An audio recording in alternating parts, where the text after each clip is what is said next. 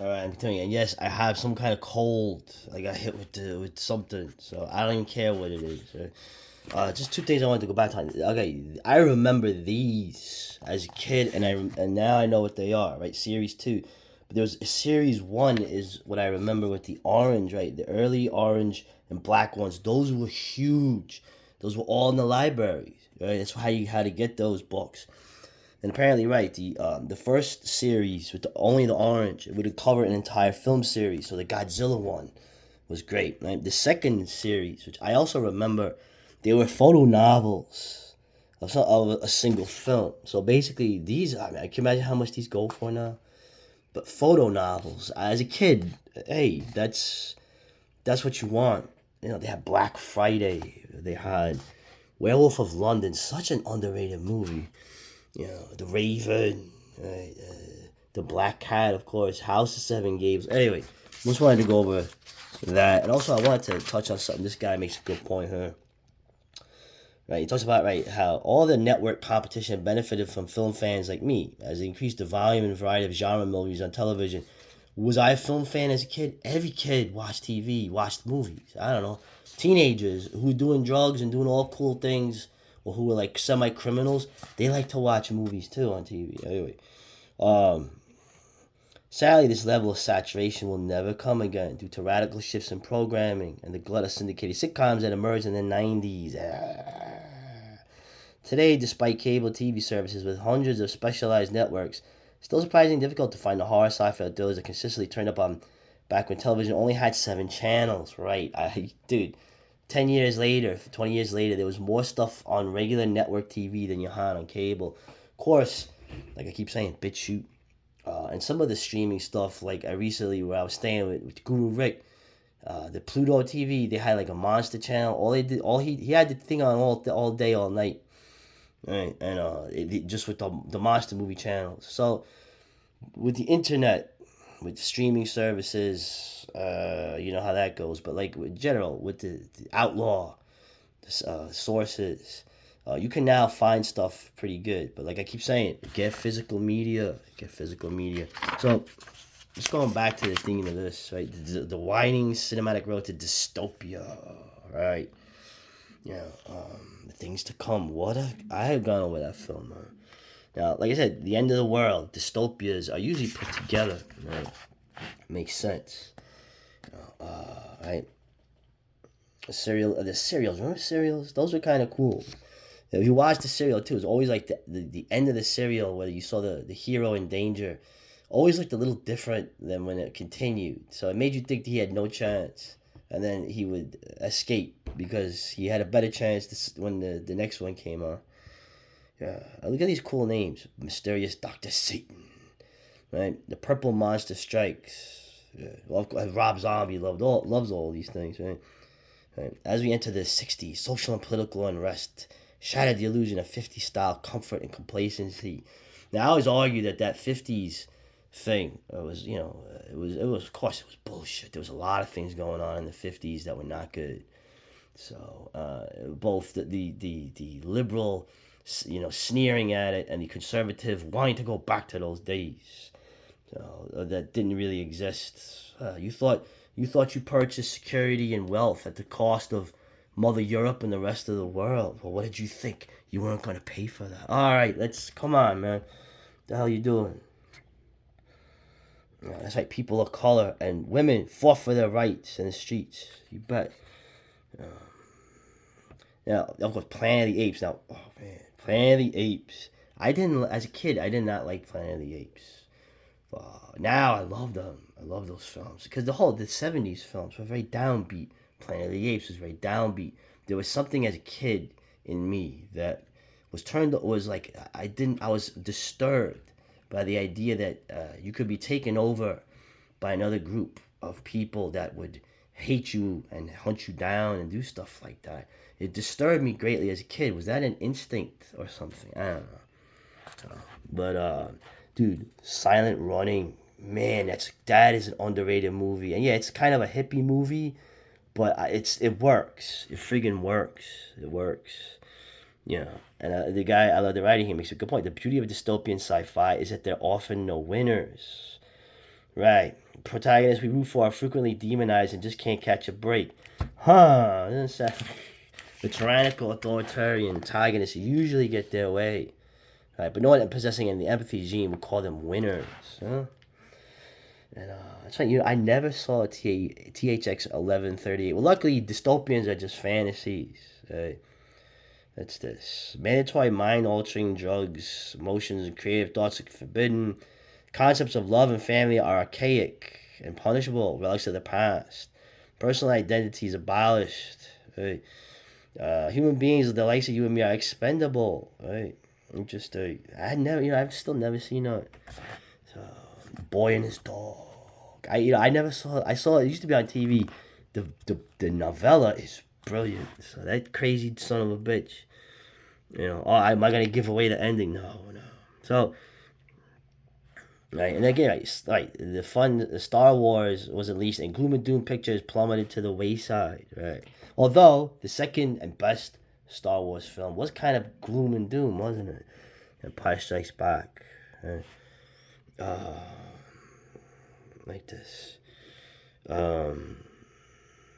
The funny guy talking about like settling things. I have the gun. Oops. Oh, come on. Not for long. So and there's this thing, Apocalypse TV. We're of course talking about the shows, right? Once again, the television. What got onto television was always interesting. The Outer Limits, Twilight Zone, One Step Beyond, which I don't know. They didn't have in reruns as much. You had a lot of these dystopian science fiction things in it. Of course, what is the threat at the time that everyone's worried about? Luckily there's no problem with we don't with a country that is your rival or that you are making a rival that still has a lot of nuclear weapons pointed at you. I can't see why you shouldn't. I can't see why antagonizing them might not be a good idea. Oh, I guess I'm feeling better, getting salty. Right? So once again, Reign of Fire, right? This film. Actually, I think this guy's picture was in the beginning, the hipster looking dude, but he seems young, which is good. You want to get some people into this who are younger, keep it going. But this movie, man, I mean, the setting in England, right? Matthew McConaughey's like this badass. He looks like how all the dudes want to look now with the shaved head. Christian Bale, I was not a huge star yet. The fact that it was in England, just the atmosphere of it. You see that right off the bat. Just bringing it up, right? The cinematography, the action sequences, and its underdog status. The dragons are genuinely chilling and appear wholly indestructible, dude. In this film, I like the idea that these the American military has worked its way to England where the outbreak happened, right? Remember in the beginning when he's a kid, the dragon is awoken in London, underneath London, and then the whole world gets destroyed by a bunch of dragons that are released. But I say get the film, get the movie, watch it. You may be familiar with it, already, right? And it was right the northeast corner of England. Everything in it, the technique that it's like, remember John Carpenter's vampires, where to fight the vampires they don't just go and fight them. They don't karate kick them and are badasses. No. How are you going to deal with something as powerful as a vampire? As a human being, you use your head. Okay, you have tactics. You have some kind of method to try to, negate their strengths and exploit their weaknesses. Well, they do that too. The technique they use to try to kill the dragons in fights are very interesting. It's an interesting thing that they do. I just mentioned that. I won't say what it was. Although usually you lose a lot of guys doing it, but taking out a dragon is a major victory. Right. And they're renegade American soldiers. Yeah, I like that. Right. Kentucky Irregulars. Well, I don't know how you would have made it to England, but right. And then when the British, when they come, they go, "Who are they?" Only one thing worse than a dragon: Americans. Yeah, you know what? You ain't wrong, mate. So, I never seen Matthew McConaughey. The guy's usually a goofy ass dude. I never seen a movie with him like this, where the dude was jacked up and a likable bastard who is undoubtedly, a man. Yeah, just a great movie. And actually, I remember we got this. I think I got this on cassette. It was before, yeah, it was the summer of 2002. I could be wrong when this came out.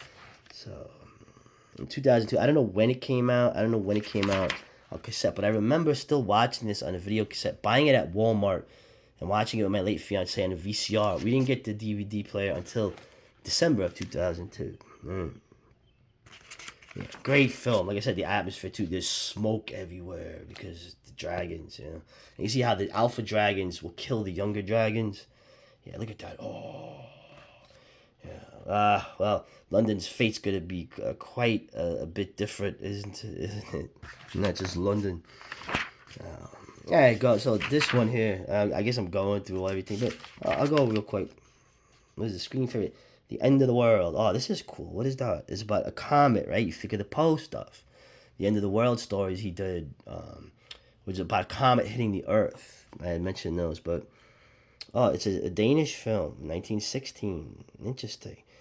I wonder if it's a lost film. I'm gonna look that up. They just go through the decades. I mean, there's so much. Deluge. I always seen the miniature footage of this is absolutely amazing. Of a massive earthquake basically destroys the world. So, but I've never seen it yet. The things to come, I mentioned this film, The Day the World Ended. I remember watching this in Allentown, and man, this movie chilled me as a kid. I took it so damn seriously, right? And there's another movie here that I took very seriously. So of course I told you I didn't like Planet of the Apes. Now I watch it. I'm almost rooting for Cornelius and Zira. Kind of rooting for them. It's weird. But I remember this. This was a good movie, man. Freaking Yul Brynner was good, man. And of course the People Who Own the Dark. I had gone over that. That was a good movie with Paul Naschy. But like I said, you could go on and on and on. I'm just gonna mention, of course, Night of the Comet. People realize how good this was. This movie, real quick. This is one of the most underrated movies ever made of the 80s. Radioactive Dreams. I'm not gonna say nothing. Try to find this movie. This was great. This movie was amazing. The two kids grow up in a bomb shelter. Their dads leave them, so they grow up. All they have to see is like old gangster movies and swing music. So they basically, when they leave, they're dressed up like detectives or something from the 50s, and they go out into this crazy ass world with all these maniacs and mutants and gangs and stuff. Great film. So anyway, I don't want to go over it all. I want you to get this. There's that movie I'm talking about. I want to see this. The miniature work looked absolutely amazing. What's this? Collaboration between governments, businesses, and individuals is vital to address this global challenge and build a resilient future. Oh my God. Anyway, I thought this was miniature work, dude. That's the 1906 earthquake in San Francisco. Man, oh my God. So, and talk about taking a movie seriously, just like The Day the World Ended. I took this movie so damn serious as a kid. I was like horrified by the implications of this film. With my man here, Robert Vaughn, as a teenage caveman. This movie, right? You can't go beyond the valley. You go beyond there, you die. And this asshole, throws him out because he breaks the law. And there's the creature that touches you. But then when you find out what everything is, and the truth of it, and I remember at the end when they go, I mean, this movie was ridiculous, but this movie was, I took this really seriously as a kid, and actually it's a great freaking movie. Don't listen to those little robot things. I can't say the F word. Or can I? No, you can't, not this month. You can't do that. So, and these movies, right, the Final War, this one I've never seen. This Japanese film, supposed to be a realistic view of nuclear attack. Whereas The Last War is the Toho film, which I remember seeing this as a kid. A very depressing film, a lot of miniature work. Of course, they don't mention the names of the countries, but yeah. Also, real shout out to Takeshi Komura. This guy wrote all the downbeat movies. Matango was one of them. He was like a super Marxist dude, but he was cool. He was cool. And yeah, I could go on and on and on and on. I saw this in the theater. This movie was awesome. Italian film, but you know, I don't have to tell you, man. Get this. And also, real quick, the stuff in the back, they got, it was mail order, right? Just like Famous Monsters. Mail order. Just great stuff, right? Monolith. Oh, that's next. Oh, very underrated film, Monolith Monsters. Anyway, bro, come on, man. The Monster Kids, let's go. We're Monster Kids now.